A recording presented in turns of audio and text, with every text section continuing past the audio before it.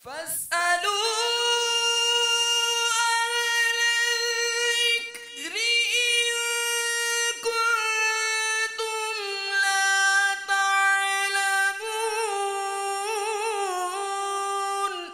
ऐ लोगो, इल्म वालों से पूछो अगर तुम्हें इल्म न हो।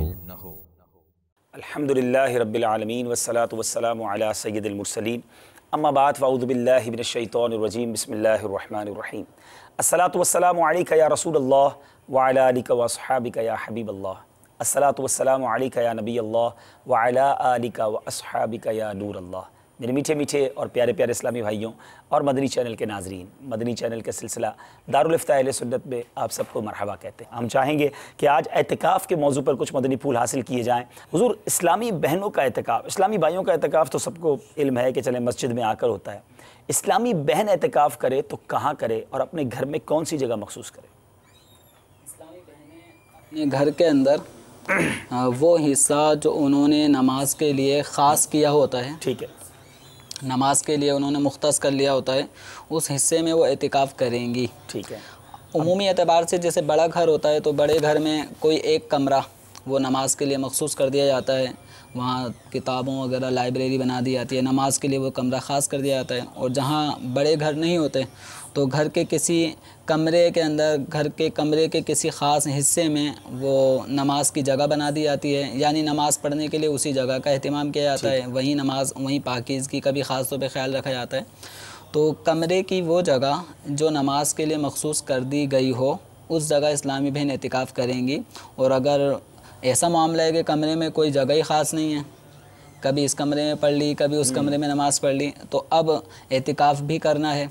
तो अब हुक्म यह है कि एतिकाफ़ के हवाले से कोई एक जगह ख़ास नमाज के लिए मखसूस कर ली जाए कि अब हम यहाँ पर नमाज़ पढ़ेंगी। ठीक है।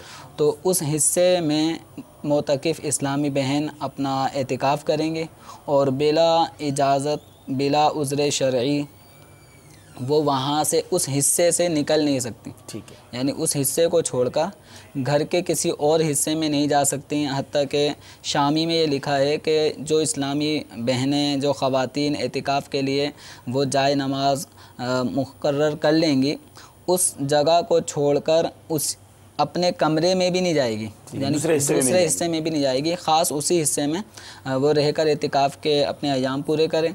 और तवज्जो मरकूज़ रखने के लिए पर्दे का अहतमाम कर लें, पर्दा लगा लें, ताकि ज़िक्र व अस्कार वगैरह करने में तवज्जो ना बटे। ठीक है। अच्छा, अब ये जो इस्लामी बहनों की जगह मखसूस की जा रही है, तो ये खाना वगैरह भी नहीं पकाएंगी, इफ्तारी वगैरह भी नहीं बनाएंगी, ये इसी में रहेंगी?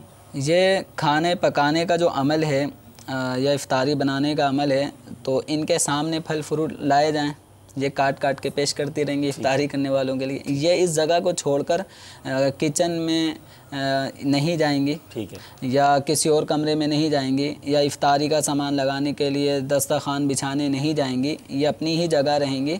यहाँ पर इनसे जो भी घर का काम लिया जाए, इसमें कोई हर्ज नहीं। अच्छा, जो डायमेंशन है वो कितनी होनी चाहिए? यानी एक तो ये कि नमाज़ पढ़ने के लिए तो एक नमाज वाली जगह होती है, तो क्या उसी जगह उसको रहना होगा या कोई बड़ी जगह भी मुख्तस की जा सकती है?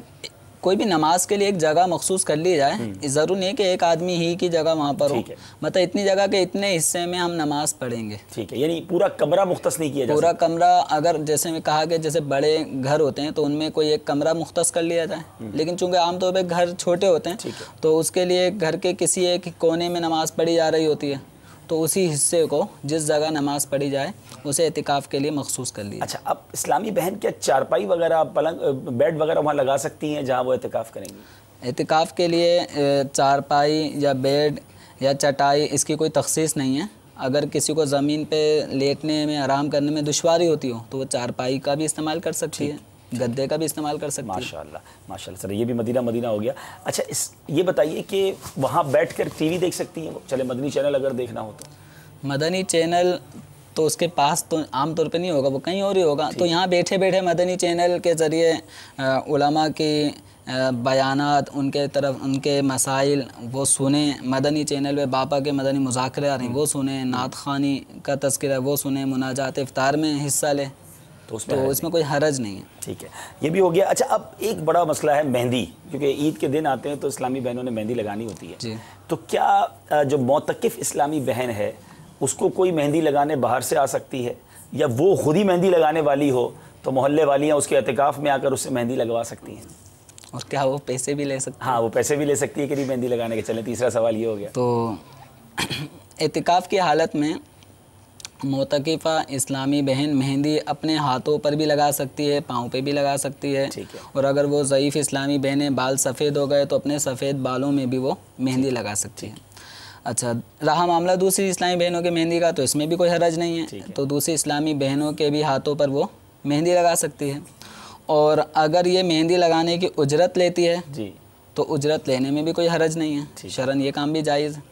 लेकिन अब एतिकाफ़ में यही काम होता रहेगा, मेहंदियाँ लगाना, उजरत लेना। अब ज़ाहिर है 4 इस्लामी बहनें बैठेंगी तो अब दुनिया की बातें भी होंगी, तो उससे बचा ना जाए, क्योंकि ये जो जिस मकसद के लिए एतिकाफ़ हो रहा है। अब जिसमें यह है कि एक है जायज़ काम, ठीक है, तो ये इस हवाले से गुफ्तगू हुई कि इजारा या उजरत लेना जायज़ हुआ। लेकिन मोतकिफ़ इस्लामी बहन को दुनियादारी के कामों से हत्तल इम्कान बच कर, चूँकि इसने 365 दिन जो गुजारने थे उनमें से 10 दिन का इंतखाब किया है कि अल्लाह तबारक व तआला की रज़ा हासिल करूँगी और मग़फ़िरत का परवाना हासिल करना है। तो मग़फ़िरत का परवाना हासिल करने वाली इस्लामी बहन को चाहिए कि अपनी तमाम दर तवज्जो हत्तल इम्कान अल्लाह तबारक व तआला की तरफ रखे, उसके प्यारे महबूब सल्लल्लाहु तआला अलैहि वसल्लम पर दुरूद व सलाम पढ़ते पढ़ते, ज़िक्र व अस्कार करते करते अपना ये वक्त गुजारे। दुनियावी कामों से हत्तल इम्कान उसको बचना चाहिए। लेकिन अगर कोई मेहंदी लगाए, लगवाए या इसकी उजरत ले तो इसमें शरन नाजायज़ होने का हुक्म नहीं है। आपकी कॉल सिलसिले में शामिल करते हैं। आइए कुछ कॉल्स दे दीजिए, फिर इंशाल्लाह उसके बाद सवालात के जवाब लेते हैं। सल्लु अलल हबीब सल्लल्लाहु तआला अला मुहम्मद सल्लल्लाहु अलैहि वसल्लम। अस्सलामु अलैकुम व रहमतुल्लाहि व बरकातहू। वालेकुम अस्सलाम व रहमतुल्लाहि व बरकातहू। जी, मेरा नाम अहमद नवाज अफ्तारी शाहपुर जानिया से अर्ज़ कर रहा हूँ। मेरा मुफ्ती साहब से ये सवाल है कि अगर इस्लामी बहनों को एतिकाफ़ के दौरान मखसूस अय्याम आ जाएं तो क्या होगा? एतिकाफ़ बाकी रहेगा या तोड़ देना? अस्सलामु अलैकुम व रहमतुल्लाहि व बरकातहू। वालेकुम अस्सलाम व रहमतुल्लाहि व बरकातहू। जी, जवाब देंगे आपको इंशाल्लाह। अगली कॉल दीजिए। इस तरह है कि हमारी मसाजिद में आके मैंने देखा है जो लोग चेयर पर नमाज पढ़ते हैं ना, उनके लिए हुक्म है कि वो शरई तौर पर बैठ के नमाज पढ़ते। हाँ, जैसे पूरी सफ तो खड़े होकर नमाज पढ़ रही है और वो भी चेयर में खड़े हो जाते हैं और वो सबसे आगे हो जाते हैं। क्या इसकी इजाज़त है कि नहीं? बैठ कर नमाज पढ़ने वाला आगे हो जाता है सबसे। जी, बताएंगे इंशाल्लाह। अगली कॉल दीजिए। अस्सलामु अलैकुम व रहमतुल्लाहि व बरकातहू। वालेकुम अस्सलाम व रहमतुल्लाहि व बरकातहू।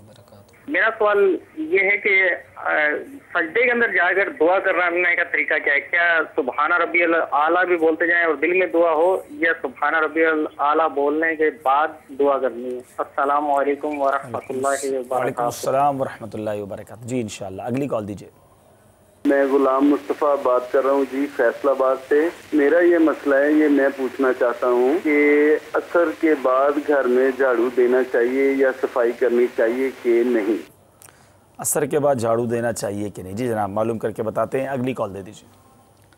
अस्सलामु अलैकुम। वालेकुम अस्सलाम व रहमतुल्लाहि व बरकातहू। आबद अली फैसलाबाद से बोल रहा हूँ। मैंने मसला ये पूछना है कि मेरे अकाउंट में 450 रुपए आ गए, लेकिन वो पता नहीं चल रहा कि वो किस शख्स ने भेजे हैं। बहुत मालूमात की लेकिन पता नहीं चला ना, तो अब उसका क्या किया जाए? जज़ाकल्लाह खैर। इंशाल्लाह बताते हैं आपको। ये अहमद भाई थे, इस्लामी बहनों के एतिकाफ़ के दौरान मखसूस अय्याम आ गए तो क्या हुक्म है? ऐसी सूरत में यह है कि अगर एतिकाफ़ में कोई इस्लामी बहन बैठी हो और उसको अय्याम मखसूस शुरू हो जाएं, तो चूँकि इन अय्याम के आने की बिना पे रोज़ा टूट जाएगा और रोज़ा एतिकाफ़ के लिए शर्त है। ठीक है। अगर रोज़ा नहीं होगा तो एतिकाफ़ भी नहीं होता। तो ऐसी सूरत में उन इस्लामी बहन का एतिकाफ़ टूट जाएगा जब वो अपने इन अय्याम से फारिग हों, तो उन पर एक दिन के एतिकाफ़ की क़ज़ा लाजिम होगी। एक दिन की। अब अगर माह रमज़ान मुबारक के अय्याम चल रहे हों तो उसी दिनों में वो एक दिन के एतिकाफ़ की क़ज़ा कर लें। अगर वो पाक हो जाए, अगर पाक हो जाए तो एक दिन के एतिकाफ़ की क़ज़ा कर लें। एतिकाफ़ की क़ज़ा यूँ होगी कि वो किसी भी दिन ग़ुरूब आफ्ताब से क़बल अपने उसी मस्जिद बैत के अंदर आ जाएं और मस्जिद बैत में रात फिर गुजरी, फिर सुबह दिन रोज़ा रखा और आइंदा जब ग़ुरूब आफ्ताब होगा तो एक दिन का एतिकाफ़ उनका पूरा हो गया। ये समझें उनके ऊपर जो क़ज़ा लाजिम तो वो उन्होंने कर ली। अब मज़ीद अगर वो एतिकाफ़ की बरकतें हासिल करने के लिए मज़ीद नफली एतिकाफ़ में बैठना चाहें तो इनकी मर्ज़ी है। एक दिन का एतिकाफ़ ऐसी सूरत में क़ज़ा करना लाजिम होगा। अगर माह रमज़ान चल रहे हैं तो चाहे तो माह रमज़ान में उसकी क़ज़ा कर लें, चाहे माह रमज़ान के बाद किसी भी एक दिन दिन उनको इस तरह से एतिकाफ़ की क़ज़ा करनी होगी। ठीक है। इसी तरह हमारी मस्जिद में लोग खड़े होकर नमाज़ पढ़ते हैं लेकिन फिर बैठ जाते हैं कुर्सियों पे, तो सफ़ेद दुरुस्त नहीं होती हैं, उस बारे में क्या फरमाएंगे? कुर्सी पे नमाज़ पढ़ने का मसला तो बहरहाल है तो तशवीशनाक। अगर ये कुर्सी पे नमाज़ पढ़ने वाला अगर ये खड़ा होता है सबसे आगे और सफ़ कंधे से कंधा मिलाते हुए खड़ा होगा तो कुर्सी पीछे जाएगी, तो पीछे वालों का सजदा नहीं पीछे वालों के लिए सजदे के मसाइल। और अगर ये कुर्सी को सफ़ की लकीर पे ही रखता है तो ये खुद खड़ा होगा तो 1 फीट आगे खड़ा होगा, तो ये कंधे से कंधा मिलाने में यकीनन हरज वाक़ होता है। तो अगर कोई सफ़ों में नमाज़ पढ़ना चाहता है तो कुर्सी पे नमाज़ पढ़ने के बजाय उसको चाहिए कि बैठ के नमाज़ पढ़ ले, कम से कम एक सफ़ सीधी तो रहेगी। सही सही सही। और अगर कुर्सी पर नमाज़ पढ़ना ही ज़रूरी हो गया तो फिर ऐसी सफ़ का इंतखाब करें कि जो कोने में सफ़ के कोने भी चले जाए ताकि सफ़ पूरी होते होते यहाँ तक आ जाए, दरमियान में कुर्सियाँ की पूरी कुर्सियों की सफ़ भी बन सकती है। बिल्कुल, बाज़ मसाजिद में देखने को मिलता है कुर्सियों की 6-6 7-7 सफ़ें, यानी दरमियान में एक हिस्सा पोर्शन मोहब्बत में लाके कुर्सियां रख दी और कई सारे लोगों को बैठने का मौका मिल गया। हालांकि यही लोग पहले रमज़ान से पहले खड़े होकर नमाज़ पढ़ रहे हैं। बिल्कुल, बल्कि मैं समझता हूँ कि वालिद साहब अगर किसी के कुर्सी पे नमाज़ पढ़ते थे, क़ज़ा इलाही से इंतकाल फरमा गए, तो औलाद ने इसाल सवाब करने के लिए 1 दर्जन कुर्सी रख दी कि हमारे अब्बा जो है कुर्सी पे नमाज़ पढ़ते थे, तो उन जैसे ज़ईफ़ुल उमर जो लोग होंगे वो कुर्सी पे नमाज़ पढ़ेंगे। तो अब कुर्सी पे नमाज़ पढ़ने की क्या शराइत हैं, किन सूरतों में कुर्सी पे नमाज़ पढ़ सकते हैं? कुर्सी ही नहीं, बैठ के नमाज़ पढ़ना असल ये है।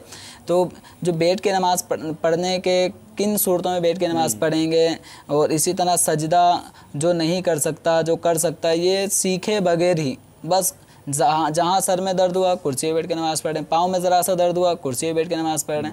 तो बस औक़ात अगर ये अपने बारे में शरई रहनुमाई मालूम किए बगैर इस तरह खुद ही अपनी मर्ज़ी से बैठ के नमाज़ पढ़ेंगे तो बस औक़ात इनके फ़राइज़ भी अदा नहीं होंगे, नमाज़ें अदा नहीं होंगी। देखिए, फैज़ान मदीना में हज़ारों इस्लामी भाई हैं और उसमें कई बुज़ुर्ग हैं। जी, कौन सी कुर्सी है, कितनी कुर्सियाँ हैं, यहाँ पता चलता है कि ये बाज़ औक़ात ये सहूलियात बहुत सारी देकर हम लोगों को ही इनकरेज कर रहे होते हैं, उनकी हौसला अफजाई कर रहे होते हैं कि बैठ के पढ़ लें। हालांकि ऐसा नहीं, उसकी कुछ शराइत हैं और बड़ी तफसील से पिछले सिलसिलों में हम बयान भी कर चुके हैं।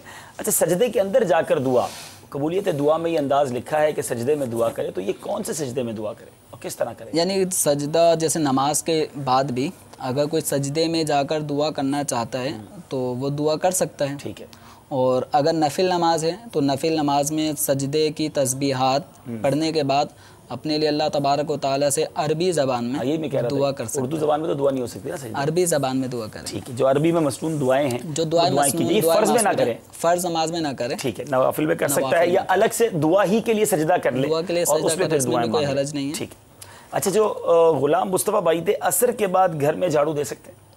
असर के बाद भी दे सकते हैं, मगरिब के बाद भी दे सकते हैं, कोई मुमानात नहीं है। ठीक है। कोई ऐसा वक्त तो नहीं है झाड़ू देने से? अलबत्ता ये है कि जैसे पूरा दिन गुजार दिया, रात में झाड़ू लगाई नहीं, बहुत से ख़वातीन की आदत होगी कि रात में जाके झाड़ू लगाएंगी, तो वो बेबरकती का एक सबब बनता है। लेकिन अगर दिन में भी झाड़ू लगाई गई, शाम में भी झाड़ू लगाई गई, अब रात में कोई मेहमान आए, उनके बच्चों ने कचरा कर दिया, अब उस कचरे को समेटने के लिए रात में अगर कोई झाड़ू लगाई जा रही है तो इसमें हरज नहीं है। ठीक कि सफाई भी इस्लाम का एक हुक्म है। ठीक है। अहमद अली भाई थे सरदाराबाद फैसलाबाद से, 450 रुपये कहीं से आ गए हजरत अकाउंट में, उसका क्या करें? कोई मेहरबान है, वो बता भी नहीं रहे हैं। हाँ, मेहरबान बता नहीं रहा, लेकिन कहीं ऐसा तो नहीं कि इनका सेविंग अकाउंट है और बैंक वालों ने डाल दिए हैं? अगर ये समझ रहे हैं कि किसी बंदे ने डाल दिए? अगर ऐसा है तो फिर वो सूद होगा, लेकिन मालूमात करने से पता चल जाएगा। जी जी जी। लेकिन ये देख लें कि आपका नहीं, बाज़ औक़ात बेचारे कई ऐसे भोले भाले भी होते हैं, वो बैंक अकाउंट खुलवाने गए, सेविंग अकाउंट खुलवा लिया, अब पैसे आ गए तो टेंशन में आ गए किसने डलवाएं। अब वो ये बैंक से पूछते होंगे डलवाए किसने, तो इतना नहीं होता। लेकिन ये देखें, उमूमन बैंक में जो पैसे आते हैं वो सूदी अकाउंट में आते हैं। पहले तो आप ये चेक करें कि आपका बचत अकाउंट है, सेविंग अकाउंट है या करंट अकाउंट है। पहले तो आप करंट अकाउंट खोलें, सेविंग अकाउंट में तो सूद आता रहेगा, वो हराम नाजायज़। लेकिन अब अगर वाकई करंट अकाउंट है और अब कहीं से आ गए पैसे, अब क्या करें? इसमें गलती के इम्कान हो सकते हैं। हाँ, इसमें ये हो सकता है कि बाज़ औक़ात किसी बेचारे ने कहीं और जमा कराने थे, गलती से अकाउंट नंबर गलत लिख दिया, वो आपके अकाउंट में आ गया। हाँ, तो इस सूरत में अगर आपको पता नहीं चल रहा कि ये किसी ने गिफ्ट के तौर पे भेजे हैं और जाहिर यही है कि नंबरों की गलती की बिना पर, जैसे मोबाइल का बैलेंस गलती से इधर चले जाता है, तो इसी तरह यहाँ पर भी इम्कान है, तो इनको ये 450 रुपये किसी गरीब को सदका करना कुछ चाहिए। ऐसा इंतजार ना कर ले, हो सकता है शायद कोई रब्ता करे कि मैंने अकाउंट नंबर गलत लिख लिया था, फिर उसके बाद करें। लेकिन 450 रुपए में कोई रुजू करेगा? हाँ मुश्किल है, तो बस किसी सदका कर दें। सदका कर दें। अगर किसी के पास बड़ी अमाउंट आ जाए गलती से तो उसको फिर इंतजार करना, बैंक से भी मालूम किया जा सकता है कि किस अकाउंट से आए, थोड़ी तहकीक की जाए ना, अमाउंट थोड़ी है, वरना बड़ी अमाउंट हो तो आप तहकीक भी कर सकते हैं कि आपके अकाउंट में कौन से अकाउंट से आया है, तो उससे बंदे का पता चल सकता है। चलें कुछ कॉल्स और ले लेते हैं और फिर इंशाल्लाह जवाबात लेते हैं। सल्लु अलल हबीब सल्लल्लाहु तआला अला मुहम्मद सल्लल्लाहु अलैहि वसल्लम। अस्सलाम वालेकुम व रहमतुल्लाहि व बरकातुहू। वालेकुम अस्सलाम व रहमतुल्लाहि व बरकातुहू। हबीब भाई की बारगाह में अर्ज़ है कि मैं मरकज़ ज़लोलिया लाहौर से मोहम्मद महफूज अतारी बोल रहा हूँ। जैसा कि भी आपने ये मसला बयान किया कि इस्लाम बहन घर में बैठ कर या जैसे भी बैठ कर शोहर जब बाहर से आए तो घर वाली दरवाज़ा खोल सकती है? शोहर या भाई आए तो दरवाज़ा खोल सकती है। हाँ, अगर वो एहतिकाफ में बैठी होगी, दरवाज़ा नहीं खोलेगी तो दरवाज़ा खुलेगा कैसे? अब क्या करें? यानी ऐसा मुझे फील हुआ, आपने जो तरीका बताया कि ये ऐसे घर में कोई एहतिकाफ नहीं कर सकती जो अकेली ही घर में हो, और बहनें हों और बच्चियां हों, तो माँ या बहन एहतिकाफ में बैठ जाए, बाकी सारे काम दूसरे लोग करते रहें। अब एहतिकाफ के जो जिम्मेदारी है ना, उनके अंदर तो यही है कि औरत बिला उज़र अपनी जाए एहतिकाफ को छोड़कर नहीं जाएगी। ठीक है। अभी दरवाज़ा खोलने के लिए जाना ये शरई आज़ार में से नहीं है। तो और ऐसे जहाँ पे ऐसे मामला हैं कि और कोई अफराद ही नहीं है, तो ऐसी सूरत में इस्लामी बहन को एतिकाफ में भाई चाबी दे दे घर वालों को, खुद आते हुए खोल लें। अब पता है घर में वो मोतकिफ है, बहुत सारी चीज़ें हो सकती हैं। तो ठीक है, उम्मीद है कि जवाब आपको मिल गया होगा। अगली कॉल दे दीजिए। अस्सलामु अलैकुम व रहमतुल्लाहि व बरकातुहू। वालेकुम अस्सलाम व रहमतुल्लाहि व बरकातुहू। मेरा नाम मोहम्मद सलीम रज़ा अत्तारी है। मैं ज़िला बहावलपुर महराब वाला से सवाल अर्ज़ कर रहा हूँ। मेरा सवाल ये है कि रमज़ान शरीफ की बाबरकतें साथें भी गुजर रही हैं, इसके अलावा और भी जैसे अयाम होते हैं, तो कुछ इस्लामी भाई या मैं खुद भी दरूद सलाम या ज़िक्रुल्लाह ज़िक्र का विर्द करते रहते हैं, तो मोबाइल पर नातों का सिलसिला रहता है, यानी हैंड फ्री लगाकर बंदा अगर नाते वगैरह सुनता है और ज़बान से दरूद सलाम या ज़िक्रुल्लाह ज़िक्र दोनों काम साथ करता है, तो क्या इन दोनों कामों की फजीलत है, सवाब मिलता है? जी, नात शरीफ भी सुनते रहें, दरूद भी पढ़ते रहें, डबल सवाब मिलेगा। इसमें कोई हरज की बात तो नहीं है। अगर ज़बान से ज़िक्रुल्लाह हो रहा है और वो गलत ना हो, ये नहीं कि बेतवज्जो में कुछ का कुछ निकल जाए, तवज्जो के साथ ज़िक्रुल्लाह हो रहा है और नात शरीफ भी सुनी जा रही है, तो शरन इसमें कोई मुज़ायका नहीं है। ज़िक्रुल्लाह का सवाब भी मिलेगा और इंशाअल्लाह नाते पाक सुनने का भी सवाब। ये बात आपने बड़ी अहम की कि जब एक चीज़ बंदा सुन रहा होता है ना और फिर पढ़ रहा होता है, तो पढ़ने में मिस्टेक हो सकती है, क्योंकि कभी किसी शेर पर तवज्जो जाएगी। जिस तरह अगर कोई मदनी चैनल देख रहा है कि चलो मुज़ाकरा भी सुनता रहूँगा और कुरान भी पढ़ता रहूँगा, तो अब मुज़ाकरा सुनते हुए जब या तो उस मसले को गलत समझ लेगा, या जब मसले पर तवज्जो जाएगी तो तिलावत में गलती हो जाएगी। क्या कहेंगे आप? जैसे आप मुज़ाकरे में बैठकर किसी इज्तिमा में बैठकर कोई कहे मैं मुज़ाकरा भी सुन रहा हूँ, तस्बीह भी पढ़ रहा हूँ, तो क्या कहेंगे? जब कोई शरई मसाइल वगैरह बताए जा रहे हो ना, तो उस वक्त तवज्जो के साथ वो मसाइल सुनने चाहिए। ऐसे मौके पर दुरूद शरीफ पढ़ते रहना या ये चीज़ें जो ना मसाइल गलत फहमी का शिकार बंदा इसमें हो सकता है, सुनने में मिस्टेक हो जाती है और अपने जो पढ़ रहा है उस तक भी तवज्जो नहीं रहती।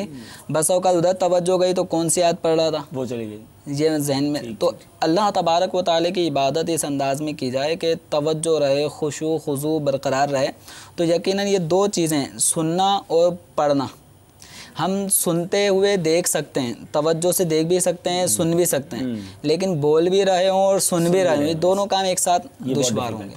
तो इस सूरत में थोड़ा इस पर ख्याल रखें। वैसे दुरूद पढ़ना और नाज शरीफ सुनने में हरज नहीं है, लेकिन बस दुरूद पाक पढ़ने में कोई मिस्टेक ना हो जाए, इसको देख लें। चलें अगली कॉल दे दे भाई। अस्सलामु अलैकुम व रहमतुल्लाहि व बरकातुहू। वालेकुम अस्सलाम व रहमतुल्लाहि व बरकातुहू। मोहम्मद रशीद अत्तारी बहावल नगर से अर्ज़ कर रहा हूँ। मुझसे सबकी बारगाह में एक सवाल है। अक्सर ये रमज़ान के आखिरी जुमा में मशहूर है कि सुना जाता है कि जो नवाफिल पढ़ते हैं चंद, और उन नवाफिलों पढ़ने से पूरी ज़िंदगी में जो कज़ा नमाजें होती है जो इंसान ने की होती है वो सब की जो ना वो कज़ा हो जाती है और सब नमाजें अदा हो जाती है, मुआफ़ हो जाती हैं। इसमें क्या हकीकत है कि क्या वाकई ही आखिरी जुमे को वो नवाफिल पढ़ने से सारी नमाजें जो हैं वो अदा हो जाती हैं? इसके बारे में रहनुमाई फरमा दीजिए। जज़ाकल्लाहु खैरा। अस्सलामु अलैकुम व रहमतुल्लाहि व बरकातुहू। वालेकुम अस्सलाम व रहमतुल्लाहि व बरकातुहू। जी हुजूर, आखिरी जुमा माह रमज़ान मुबारक का आखिरी जुमा हो या किसी भी महीने का कोई सा भी जुमा, तो कहीं पर भी इस्लामी एतबार से कोई ऐसा हुक्म नहीं है कि 4 रकात नवाफिल पढ़ लेने से ज़िंदगी भर की क़ज़ा नमाज़ों की अदायगी हो जाती है। ऐसा कहीं पर भी हुक्म नहीं है। जो नमाज किसी की फ़ौत हुई, क़ज़ा हो गई, वक्त गुज़र गया, नहीं पढ़ी, तो उस नमाज की अदायगी उसके ऊपर लाजिम है। ठीक है। अगर महीनों की हो, सालों की हो, तो ये सब नमाज़ों की अदायगी करनी होगी और साथ साथ जो ताख़िर की, क़ज़ा की, उनसे तौबा भी करनी होगी। तो ये 4 रकात पढ़ लेने से ऐसा नहीं है कि जितनी भी क़ज़ाए उम्री थी वो सब की सब अदा हो जाए। हाँ, मुफ्ती अहमद ख़ान नईमी रहमतुल्लाह अलैह ने इस तरह का मज़मून लिखा है कि कुछ नवाफिल का तरीका लिखा है, उसमें ये बयान फरमाया है कि वो पढ़ने के बाद अल्लाह तबारक व तआला की बारगाह में सच्ची तौबा करें कि ज़िंदगी भर में जितनी नमाज़ें मेरी छूटी थी अब मैं वो सब अदा करूँगा, और जो मुझसे ताख़ीर हुई, जो दानिस्ता नादानिस्ता मैंने नमाज़ों को छोड़ा है, उन नमाज़ों की बिना पर जो मैं गुनाहगार हुआ, तो अल्लाह तबारक व तआला से इस गुनाह की माफ़ी मांगे। तो उम्मीद है कि अल्लाह ताला इसका ये गुनाह ताख़ीर का मुआफ़ फरमाए। लेकिन जो नमाज़ें क़ज़ा हुई वो अदा करने से ही मुआफ़ होंगी, नवाफिल पढ़ लेने से मुआफ़ नहीं। इसी तरह का एक बड़ा इंटरेस्टिंग क्वेश्चन करते हैं लोग कि मक्के में एक नेकी 1 लाख नेकी के बराबर है, तो हम एक क़ज़ा उम्री पढ़ ले तो 1 लाख क़ज़ा उम्री अदा हो गई। तो बाज़ औक़ात लोग इस तरह कैलकुलेट भी कर रहे होते हैं। तो ऐसा नहीं, ऐसा नहीं है। क़ज़ा उम्री 6 लाख दुरूद पाक का एक सवाब वाला जो एक दुरूद शरीफ है, तो इसका ये मतलब नहीं है कि वो 6 लाख दुरूद शरीफ पढ़ने के बराबर हो गया। जो 6 लाख मरतबा बाकायदा दुरूद शरीफ पढ़ेगा, वो टाइम भी निकालेगा और मुशक्क़त में पढ़ेगा, उसका सवाब कुछ और है। सुभान अल्लाह। लेकिन एक दफ़ा पढ़ लेने पर 6 लाख दुरूद शरीफ का सवाब बोले मेरी लाख रुपए ज़कात निकलती है, मक्के जाके 1 रुपया दे दूंगा, 1 लाख रुपए अदा हो गए, तो ऐसा नहीं है। ये कैलकुलेशंस नहीं होंगी। वो अजर सवाब बरकतें अपनी जगह, लेकिन जो चीज़ें हमें अदा करनी है, इस तरह ये भी करना चाहिए ना। जैसे मैं पाकिस्तान में 8 घंटे ड्यूटी करता था, तो मक्के शरीफ में सिर्फ 1 घंटे ही कर लूँ, ठीक है, ठीक है, तो वो यानी हलाल कमाई का जो सवाब है वो मुझे इतना मिल जाएगा। ठीक है। अगली कॉल दे दीजिए जनाब। अस्सलामु अलैकुम वरहमतुल्लाहि वबरकातुहू। अस्सलाम वरहमतुल्लाहि वबरकातुहू। मैं मोहम्मद खुरम रज़ा अतारी मियाँ वाली से अर्ज़ कर रहा हूँ। मेरा सवाल दारुफ्ता के इस्लामी भाइयों से ये है, किसी इस्लामी बहन ने अपनी पिछली ज़िंदगी में ये मन्नत मानी हो कि मैं 3 दिन का इत्काफ़ करूँगी। अब रमज़ान के 10 दिनों में अगर वो इत्काफ़ कर ले और साथ वो भी मन्नत की भी नियत कर ले, तो क्या उसके लिए ऐसा करना जायज़ होगा? जज़ाकल्लाहु खैरा। अस्सलामु अलैकुम वरहमतुल्लाहि वबरकातुहू। मन्नत का जो एतिकाफ़ है वो तो 3 दिन का एतिकाफ़ की मन्नत कर रहे हैं, 10 दिन का, और 10 दिन का अगर कर रही हैं तो 10 दिन के एतिकाफ़ में मन्नत वाला एतिकाफ़ उसकी नियत नहीं करेंगे, वो वाजिब है। ठीक है। और ये सुन्नत एतिकाफ़ है, 2 अलग अलग चीज़ें। ठीक है। तो सुन्नत एतिकाफ़ के अंदर वाजिब की अदायगी नहीं होगी, अगर वाजिब की अदायगी करेंगी तो सुन्नत की अदायगी नहीं होगी। तो ये 3 दिन एतिकाफ़ जो मन्नत के थे उनकी नियत से एतिकाफ़ कर लें, और बकिया जो 7 दिन बनेंगे या 6 दिन बचेंगे वो नफली एतिकाफ़ के से नियत से बैठ जाएँ, या फिर 10 दिन पूरा कर लें, फिर 3 दिन और बाद में 3 दिन एतिकाफ़ कर लें। अगली कॉल दे दीजिए। सल्लु अल हबीब सल्लल्लाहु तआला अला मुहम्मद सल्लल्लाहु अलैहि वसल्लम। अस्सलामु अलैकुम वरहमतुल्लाहि वबरकातुहू। वालेकुम अस्सलाम वरहमतुल्लाहि वबरकातुहू। मेरा नाम महमूद अली है, मैं फैसलाबाद से बात कर रहा हूँ। मेरा मुफ्ती साहब से ये सवाल है कि जब सुबह शहरी के टाइम शहरी रख रहा हो इंसान, तो उस वक्त जब मौलवी साहब ऐलान कर दें और शहरी का वक्त ख़त्म हो गया है, तो क्या खाना पीना छोड़ दें? उसमें कुछ गुंजाइश बनती है कि नहीं अजान होने तक कि नहीं? और दूसरा सवाल ये है कि जब कोई मुसलमान वफात पाता है तो उसको बेरी के पत्तों से क्यों नहाया जाता है? आम के पत्तों से क्यों नहीं, मरूद के पत्तों से क्यों नहीं, सिर्फ बेरी के पत्तों से क्यों नहाया? इसके लिए मुझे इसका जवाब दीजिए। अस्सलामु अलैकुम वरहमतुल्लाहि वबरकातुहू। वेरी इंटरेस्टिंग क्वेश्चंस, दोनों सवाल बड़े प्यारे हैं महमूद अली भाई। मौलवी साहब ऐलान कर देते हैं, थोड़ा गुंजाइश तो होनी चाहिए। अब मौलवी साहब जिस दिन ऐलान ना करें उस दिन क्या होना चाहिए? जिस दिन लाइट गई हो, ऐलान की सूरत ही ना बने। अब मौलवी साहब का कसूर है भाई, हमने तो ऐलान नहीं सुना। असल में देखें, इसमें मौलवी साहब के कहने पर आप रोज़ा नहीं रख रहे, ठीक है, आप अल्लाह तबारक व तआला के हुक्म पर रोज़ा रख रहे हैं। और हुक्म कुरानी ये है, हत्ता यतबय्यना लकुमुल खयतुल अब्यदु मिनल खयतिल अस्वदी मिनल फज्र। सुभान अल्लाह। इससे पीछे फरमाया गया खाओ पियो उस वक्त तक जब तक के सुबह सादिक, खुलासा है कि जब तक फजर का उजाला वाज़े ना हो जाए अंधेरे से।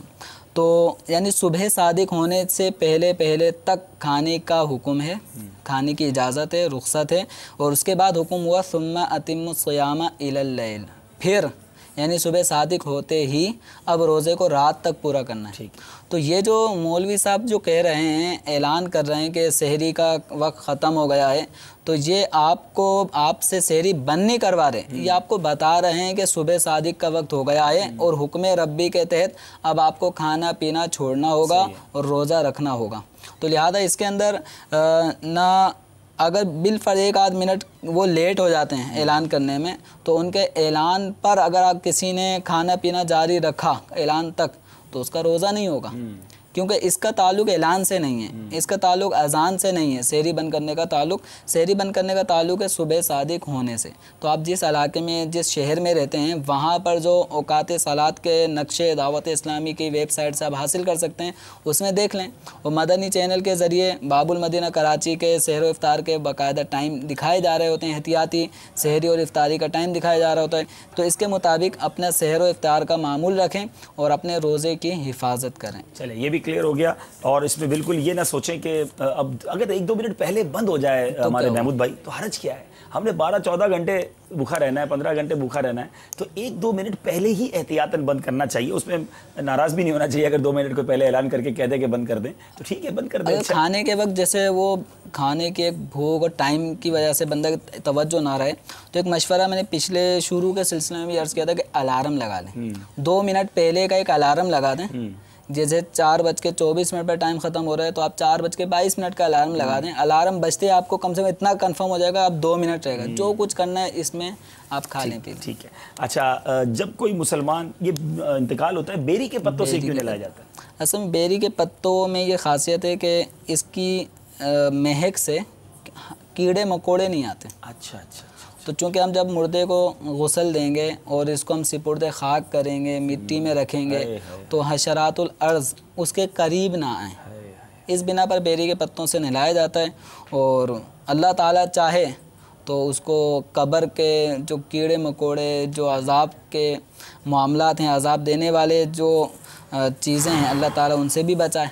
तो एक फ़ाल है, हम अपने मुर्दे के साथ भलाई का काम करेंगे ताकि इस मुर्दे को आगे जब हम सिपुर्द खाक करें, वहाँ हशरातुल अर्ज़ इसको तंग ना करें। ये क्या जवाब है और क्या मैसेज है हमारे लिए कि हम सब ने खाक में जाना है। हमारे भाई, हमारे रिश्तेदार हमें बेरी के पत्तों से इसलिए नहलाएंगे कि कीड़े मकोड़े कहीं करीब ना आ जाएं। हम सब ने अकेले उस कब्र में जाना है। अल्लाह ताला से दुआ है हमारी मग़फ़िरत फरमाए और हमें कब्र के कीड़े मकोड़ों से भी महफूज फरमाए। एक और सवाल दे दीजिए। सल्लु अलल हबीब सल्लल्लाहु तआला अला मुहम्मद सल्लल्लाहु अलैहि वसल्लम। मैं मोहम्मद फारूक अत्तारी कोटवाला मोहम्मद से। मेरा सवाल ये है, क्या हम बालों में कलर लगा सकते हैं? आजकल जो चल रहे हैं मुक़द्दस औराक जो होते हैं, कुरानी या दूसरे रसाइल वगैरह, उनको काफ़ी लोग जला देते हैं, तो क्या वो जायज़ है?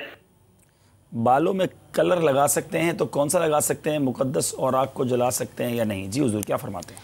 बालों में सियाह रंग के अलावा बकिया रंग करने की इजाज़त है, लेकिन जो आजकल रंग बिरंगी फ़ैशन चल पड़ा है, तो ये इससे बचना चाहिए, इज्तिनाब करें। वैसे अगर कोई अपने बालों में कोई कलर करना चाहता है, जैसे मेहंदी का कलर करना चाहता है, पीला रंग करना चाहता है, गोल्डन कलर करना चाहता है, शरन ये ब्लैक के अलावा जाए, ब्लैक के अलावा बाकी सारे कलर जाए। अच्छा, आजकल वो डार्क ब्राउन के नाम पर भी ब्लैक ही होता है। लोग कहते हैं लिखा डब्बी पर डार्क ब्राउन था, हालांकि नज़र आ रहा होता है सारा ब्लैक कर दिया है।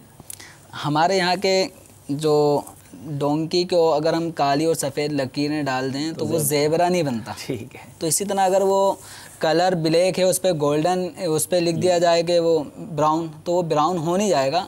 असल ये कि वो कलर कौन सा लेकर आता है। अगर वो ब्लैक कलर ही लेकर आ रहा है तो ब्राउन लिखने से वो ब्राउन नहीं हुआ। असल उसका इम्पैक्ट क्या पड़ रहा है, फ़र्क कलर कौन सा आ रहा है, इस पर इन्हिसार होगा। ये बताइए, ये मुक़द्दस औराक का क्या करना चाहिए? कुछ लोग जलाते हैं, कुछ लोग दफनाते हैं, कुछ लोग पानी में डालते हैं। सबसे बेहतर तरीका इसमें यही है कि इसको ज़मीन में गड़ा करके उसमें दबाया जाए, अदब व एहतराम के साथ ऊपर से स्लेब डाल दें और कोई ऐसा तहरीर लगा दें कि इसमें मुक़द्दस औराक है, ताकि एहतियात रहे। ये ना हो कि कोई खो दे, उसको रास्ता बना दे, कुछ करे। तो इस चीज़ की एहतियात करें। पानी में भी उसको डाला जा सकता है, जहाँ इसकी इजाज़त हो तो वहाँ पानी में भी इसको डाला जा सकता है, लेकिन जलाने का अमल जायज़ नहीं है। ठीक है, जलाने का अमल बिल्कुल जायज़ नहीं है। सल्लु अलल हबीब सल्लल्लाहु तआला अला मुहम्मद सल्लल्लाहु अलैहि वसल्लम।